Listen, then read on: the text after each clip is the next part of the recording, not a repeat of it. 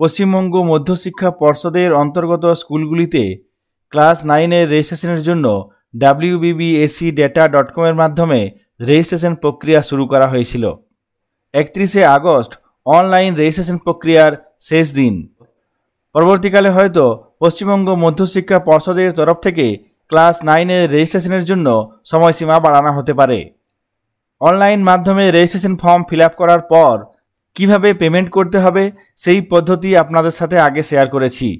আজকে পেমেন্ট করার পর পেমেন্ট চালান কিভাবে আপলোড করতে হবে এবং তারপরে কোন কাজটি করতে হবে সেই পদ্ধতিটি আপনাদের সঙ্গে শেয়ার করব। এখানে wbbscdata.com এই পোর্টালটি ওপেন করে নিয়েছি। তারপর স্টুডেন্ট রেজিস্ট্রেশন এই অপশানটিতে ক্লিক করব।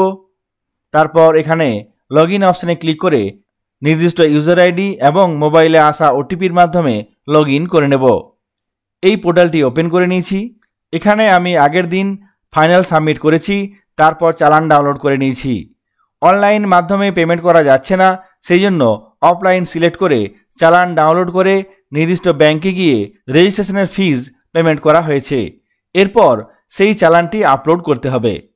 তার জন্য এখানে বাঁ দিকে সিলেক্ট পেমেন্ট মিডিয়াম এই অপশানটি ক্লিক করব। এখানে এই পেজটি আসবে। এখান থেকে আপনাকে select payment method for registration ফিজ এই অপশানটিতে অফলাইন সিলেক্ট করতে হবে। অনলাইন প্রসেস এখনও পর্যন্ত চালু হয়নি, এটি বন্ধ আছে। যদিও বলা হয়েছিল 15ই আগস্ট থেকে অনলাইন পেমেন্ট প্রসেস চালু হবে, কিন্তু এখনও পর্যন্ত তা হয়নি। এরপর এখানে নিচে সাবমিট অপশানে ক্লিক করব। তারপর নিচের দিকে চলে আসব। যারা নতুনভাবে চালান ডাউনলোড করতে চান তারা যদি স্টেট ব্যাংকের মাধ্যমে পেমেন্ট করতে চান সেক্ষেত্রে SBI, তাছাড়া অন্য ব্যাংকে পেমেন্ট করতে চাইলে এখানে আদার দেন SBI সিলেক্ট করতে হবে। তারপর নিচে ডাউনলোড চালান অপশানে ক্লিক করতে হবে। তাহলেই নির্দিষ্ট চালানটি ডাউনলোড হয়ে যাবে। তারপর সেটি ব্যাংকে গিয়ে পেমেন্ট করে আসতে হবে। পেমেন্ট করার পর চালানের বোর্ড কপিটি এখানে আপলোড অপশানে ক্লিক করে আপলোড করতে হবে। আপলোড করার আগে এই চালানের কপিটি স্ক্যান করে নিতে হবে। স্ক্যান করার পর এখানে আপলোড অপশানে ক্লিক করে আপলোড করতে হবে। এক্ষেত্রে চালানের কপিটি আমি স্ক্যান করে নিয়েছি এবং এই আপলোড অপশানে ক্লিক করে আপলোড করব। এখানে এই অপশানটিতে ক্লিক করব।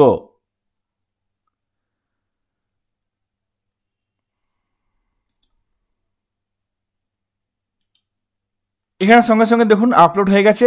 এরপর সাবমিট অপশান চলে এসেছে। এরপর এখানে এই সাবমিট অপশানটিতে ক্লিক করব।